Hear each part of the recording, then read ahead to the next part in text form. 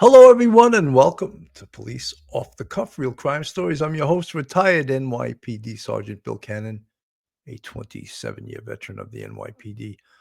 So this morning, Luigi Mangione had his first court appearance in Manhattan Manhattan State Court. He's already been to federal court. And this is where some of the tug of war goes on. Clearly, the Manhattan DA's office under Alvin Bragg believes that they should get the first dibs at prosecuting Luigi Mangione. And of course, the feds intend to take a second bite of the apple after the trial for Luigi Mangione is conducted in Manhattan court. Many issues were discussed today, and this is a contentious case for many reasons. And I think mostly largely the political nature of it. And Karen Friedman Ignifilo, the attorney for Luigi Mangione, who happened to be a Manhattan district attorney, assistant district attorney for 25 years, that's where she cut her teeth in the law, is now, of course, on the defense side, no longer on the prosecutorial side. And she is representing Luigi Mangione. So interesting to see this. And we're going to show what occurred today at this court appearance. But till we do, folks, hold on to your hats, hold on to your seats, hold on to your loved ones, hold on to your drink. You're about to enter true crime from a police perspective. You're about to enter the off-the-cuff zone, the police off-the-cuff zone.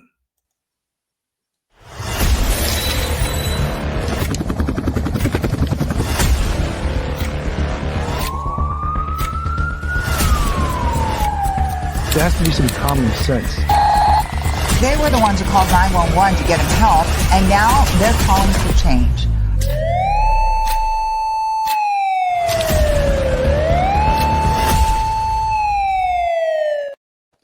And now, a word from our sponsor. BetOnline continues to be the world's most trusted betting platform and your number one source for online betting. From the earliest odds to in-game live betting, BetOnline provides you with all the action and the ability to watch the games as they happen. With the largest selection of odds on everything from football, the NBA and college basketball, NHL to UFC. Head to BetOnline today and don't forget to use promo code BLEAV, BELIEVE, for your welcome bonus on your first deposit. BetOnline, the game starts here.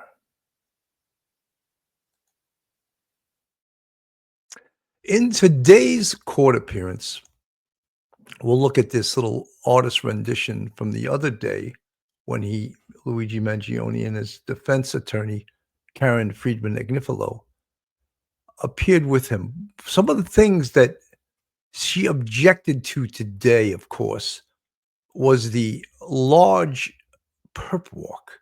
That's what it's commonly called in New York City, and it's been sort of a tradition going on through the New York City Police Department for decades and decades. And is it fair to the defendant? According to Karen Friedman Ignifilo, no, it is not. And that was some of the things that she raised today. This is the walk. You can see how many people walked Luigi Mangione into court today. Many of people in the courtroom as well, some supporters of him. And again, let's take a look at that moment that he entered his plea before the court. Not guilty. Your Honor, we have a copy of the indictment, notice of immigration consequences, as well as rap sheet. I believe the court has it. We give the court an extra copy and one to counsel. Does the court wish that we be heard with respect to bail? Well, what is the situation with the federal authorities? They have a screen. As we understand that we have primary jurisdiction, and we have been informed by the U.S. Attorney that they intend on allowing us to try our case first. So with respect to whatever goes on there, as the party with primary jurisdiction, the trial and the sentencing will take place here prior to anything that takes place in the federal system. So, what you just said, the answer is, it's fine if we take custody today. That I'm not sure, because Your Honor signed a writ in which it says that we're going to return the defendant to federal custody. So I think that would be step two. I do think that logically, as the party with primary jurisdiction, the custody should be here. But I asked the court, in light of the court signing the writ, indicating that we would return him to federal custody, that be done at a later time. Well, I've been through this before, and if you do that, they will really right out of you. So, don't think I'm going to do it. But if you work it out with them, that we will take custody rather than us bringing them back for any proceeding, that'll be good. We will make every effort to accomplish that, Your Honor. But there should be some kind of detainment, you know that. Yes. If there's a hearing or a change, there should be some mechanism, you know, Absolutely. and then we can do that. All right, is there any further? Yes, Your Honor. I would like to make a record, if that's okay with Your Honor. First, we'd request immediate expedited discovery in this case. The people have had this case for about almost 3 weeks, and that's more than enough time to gather as much information as they can give to us, especially now that we have two proceedings that we have to answer to, one of them being death eligible. So we are requesting that we get immediate discovery of the New York City Police Department and FBI and federal and state documents. And the second thing I want to make a record of, Your Honor, is I'm very concerned about my client's right to a fair trial in this case. He's being prejudiced by some statements that are being made by government officials. Like every other defendant, he's entitled to a presumption of innocence. But unfortunately, the way this has been handled so far, his rights are being violated. And as you know, Your Honor, there's a wealth of case law guaranteeing his right to a fair trial, but none of the safeguards have been put in place yet here. In fact, it's just the opposite of what's been happening. He's a young man, and he is being treated like a human ping pong ball between two warring jurisdictions here. These federal and state prosecutors are coordinating with one another, but at the expense of him. They have conflicting theories in their indictments, and they are literally treating him like he is like some sort of political fodder, like some sort of spectacle. He was on display for everyone to see in the biggest staged perp walk I've ever seen in my career. It was absolutely unnecessary. He's been cooperative with law enforcement. He had been in custody for over a week. He waived extradition. He was cooperative at all accounts. There was no reason for the NYPD and everybody to have these big assault rifles that, frankly, I had no idea was in their arsenal. And to have all of the press there, the media there, it was like perfectly choreographed. And what was the New York City mayor doing at this press conference, Your Honor? That just made it utterly political. And as Your Honor knows, under Lauro v. Charles, the Court of Appeals for the Second Circuit has held it to be clearly established that these staged perp walks to the media, unrelated to a legitimate law enforcement objective, is unconstitutional. And I submit there was zero law enforcement objective to do that sort of perp walk. There's absolutely no need for that whatsoever. And frankly, Your Honor, the mayor should know more than anyone of the presumption of innocence that he too is afforded when dealing with his own issues. And frankly, I submit that he was just trying to detract from those issues by making a spectacle of Mr. Mangione. And there are consequences to this. He has a right to a fair trial. And I just want to put on the record statements that the mayor made publicly about my client. Nothing saying alleged, for example. And he said, I wanted to send a strong message with the police commissioner that we're leading from the front. I'm not going to just allow him to come into our city. I wanted to look him in the eye and state, you carried out this terrorist act in my city, the city of New York that I love. And he wanted to show symbolism. Your Honor, he's not a symbol. He's somebody who is afforded the right to a fair trial. He's innocent until proven guilty. And the mayor was talking to jurors future potential jurors that elected him. Those are the people that elected him, that he is talking to and calling this man a terrorist. So, Your Honor, I just want to make a record of this and put everyone on notice that this has to stop. And my client is entitled to a fair trial and the presumption of innocence. And we're going to fight these charges, whether it's in the state or federal, to the fullest extent. Thank you, Your Honor. So that was pretty interesting. Karen Friedman Ignifilo, again, as I said earlier on, was a Manhattan assistant district attorney for 25 years. So she knows how to play in this arena. And she's going to have to represent Luigi Mangione, not just in state court, but in federal court also. And what she did today, of course, was she objected to the perp walk, which she felt was, basically theatrical. And, as a result, we could see this thumbnail up on the screen. You see the thumbnail to the left. He was walking with many, many police officers. The mayor happened to be by the side. That's when he landed at the Wall Street heliport via NYPD helicopter, which met the NYPD jet out on Long Island, in which transported Luigi Mangione from Pennsylvania to New York. And then he was transported from Long Island, where the jet landed, to the heliport down by Wall Street by NYPD helicopter. And she questioned the use of the long guns. You see the emergency service officer there with the long gun. The NYPD would argue that the purpose of that long gun was to defend Luigi Mangione from potential attacks, because the amount of press and the amount of coverage, not just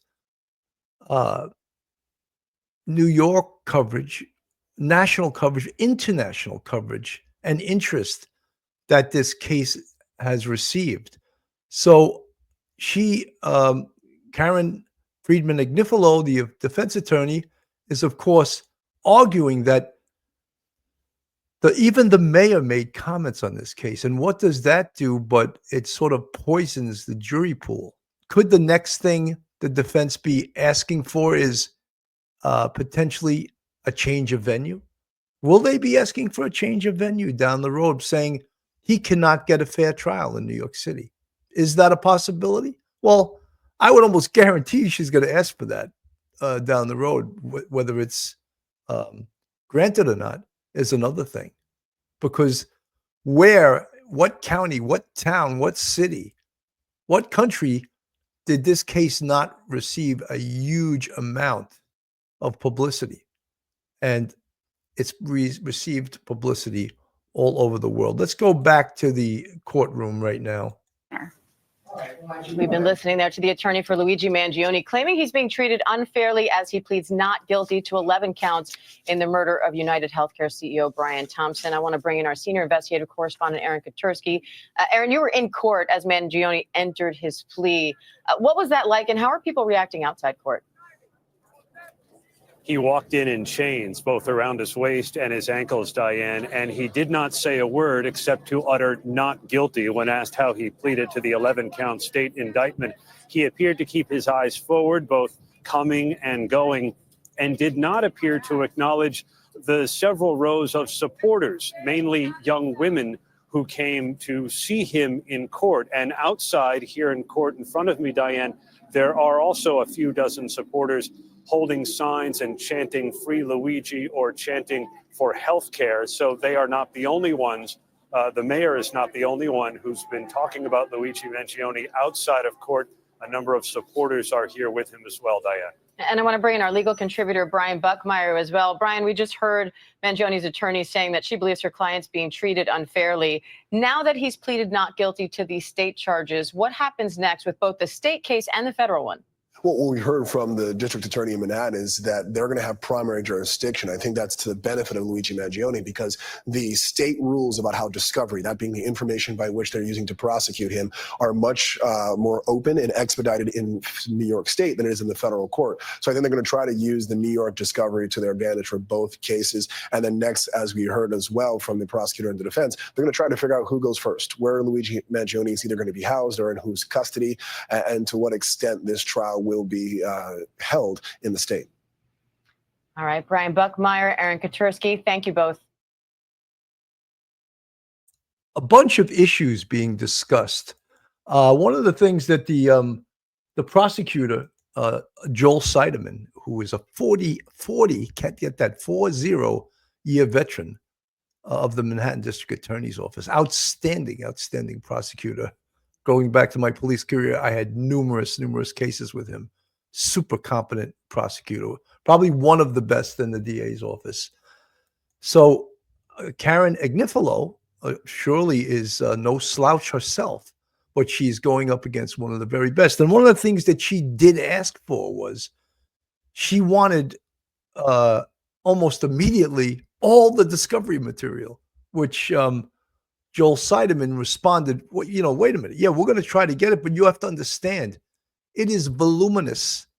There is video from, think of how they put this case together. The video canvases they did all over, from 42nd Street, the Port Authority, up to 54th Street, down to when he rode the bicycle from 55th Street down to Central Park, into Central Park. Then when he fled Central Park, we believe at 77th Street. Think of all of he mentioned how many terabytes of video and other discovery information would they have to provide. It's going to take time to put all of this together, but he knows how this goes, and he's going to provide that because the prosecution must provide all of the evidence to the defense, and that's known as discovery. But in no way are they going to be able to produce it in the time frame that she was demanding, and I think everyone knows that.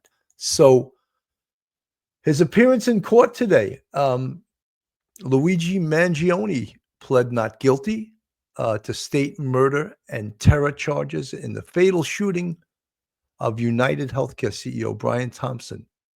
And his attorney, as we know, she on the screen in the thumbnail, she protested the treatment he was receiving, saying in court that her client is being used as political fodder by police and the mayor of New York City. Mangione was shackled. He was under heavy guard. Of course, he's a high-profile prisoner.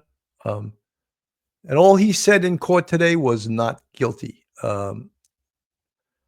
The high-profile defendant appeared to not have family in the courtroom, but about 24 women who waited in line in the frigid cold for public seats in the courtroom gallery said they were there to support Mangione. Most of the women wore face masks, and few appeared visibly emotional as Mangione entered the courtroom.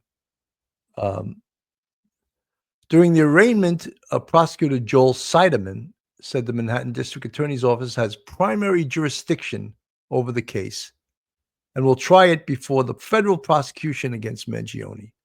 The accused killer will likely be returned to federal custody, Seidemann said. So this is, there was a, Seidemann, the prosecutor, said to the judge, it would only make sense that we maintain custody of the defendant since we are going to be trying him first. But the judge signed an order that said he would be returned to the federal jurisdiction after the court hearing today. So there was a little complications there. There's a lot of legal things going on here.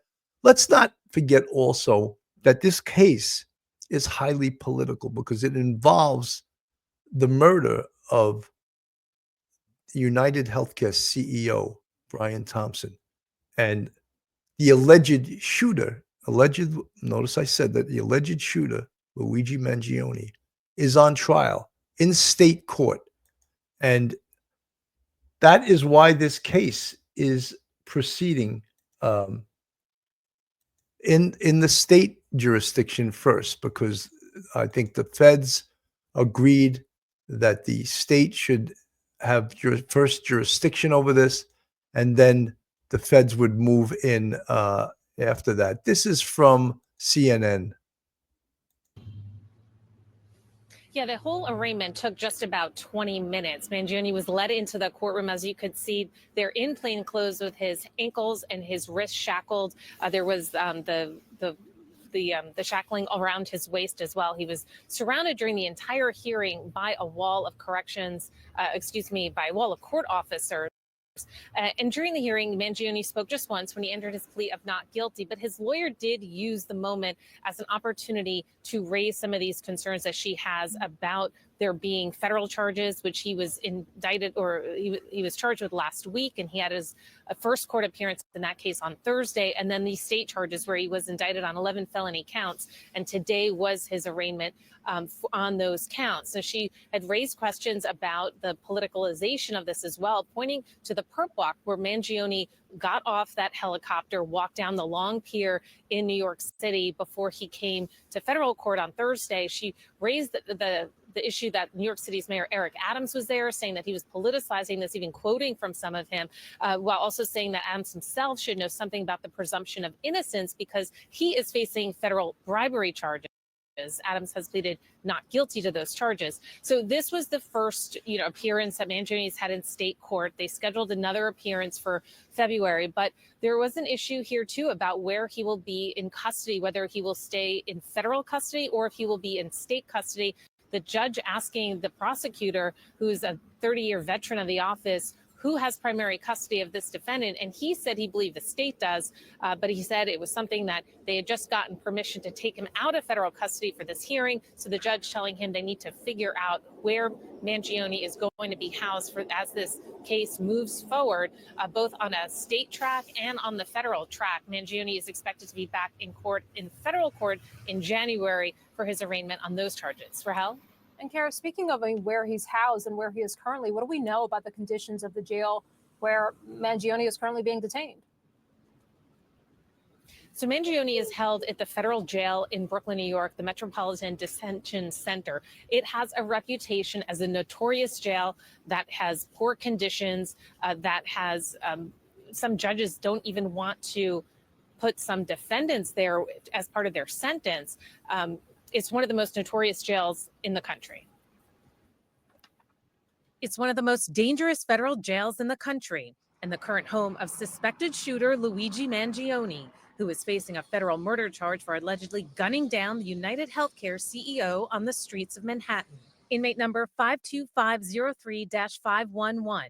Mangione is housed in a facility described by one judge as having dangerous, barbaric conditions and an environment of lawlessness. All prisons are miserable places to be, but boy, the MDC is maybe the most miserable of all the federal facilities that I've been in. It is dark, it is overcrowded, it's loud, it's too hot in the summer, it's too cold in the winter. Violence, contraband, and drugs plague the facility on the edge of Brooklyn that has housed some of the highest profile defendants in the federal system. I feel really, really bad and regretful. Among them, crypto king Sam Bankman-Fried, embattled music mogul Sean Diddy Combs, and Jeffrey Epstein's former girlfriend, Ghislaine Maxwell.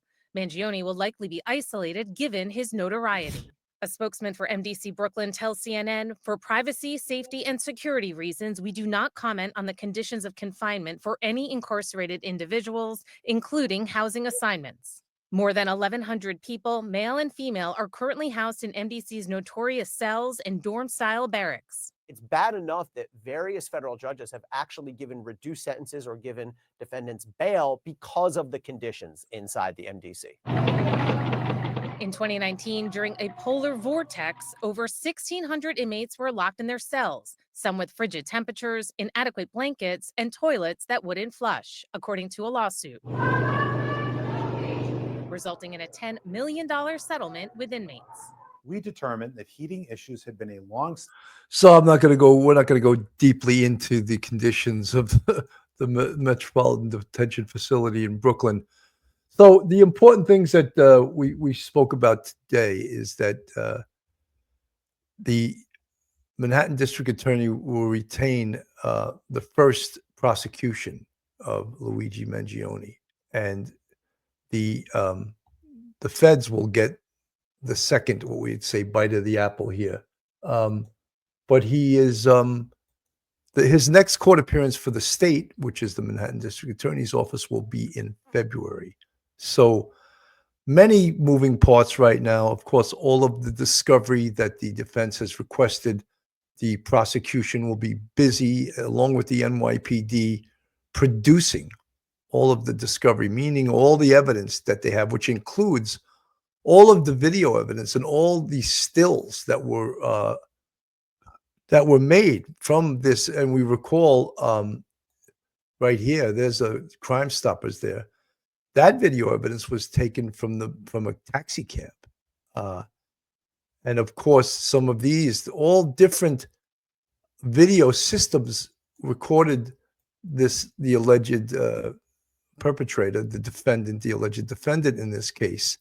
So all of this information is discovery. And of course, the most famous picture here, taken from the camera at the hostel on 104th Street and Amsterdam Avenue. And that is the video in which the photo that would good production of it was made, resulting in the identification in Altoona, Pennsylvania, at that McDonald's, the infamous case that we all know. So all of this information, it's all known as discovery information, including the ballistics. That's the spent shells, the 3 spent shells recovered on the scene, the ballistics reports, the testing of the firearm. The firearm itself was recovered by the Altoona police in Pennsylvania. So when Assistant District Attorney Joel Seidemann says the amount of evidence is voluminous and we will produce it, but we will need sufficient time to do so. And that is all part of this. And now we question, Karen Friedman Ignifilo, you see her up on the screen there. As I spoke about earlier, she's an experienced jurist. She's a 25-year veteran of the Manhattan District Attorney's Office, has practiced law for 30 years. So she is no stranger to the courtroom, and she's an outstanding attorney. And I believe that Luigi Mangione will be getting quite an adequate defense in regards to his attorney and to the defense that they will be presenting on his behalf. Questions we have: will this case down the road, will it become